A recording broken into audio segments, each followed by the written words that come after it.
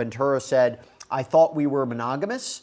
The prosecutor asked, "Was it made public?" "No, I was his artist, also his family, his children," meaning their relationship wasn't public yet.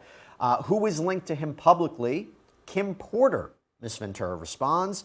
"How did Sean treat you at this time?" "We had fun." So a lot of this is talking about the beginnings of their relationship, and she has to concede some points, right? She can't just say, "It was a disaster at the very beginning. I hated him from the very beginning. I was under a distress from the very beginning." There has to be an aspect to it where she explains, "No, I started this relationship. I was young.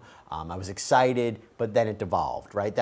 In order to be credible on the stand about the story, I think. I agree with that. And also to acknowledge that there were benefits to her of being in this relationship. It would, at least in theory, help her career.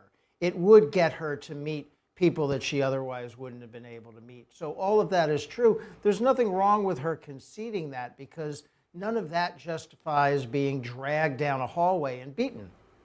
Exactly. And by the way, we jumped on here on air immediately as soon as we found out that Cassandra Ventura was officially taking the stand. And one thing that makes Law and Crime a little bit different than other outlets like that is our viewers. Not only do we value our viewers, but we are making content right now purely for our viewers on YouTube.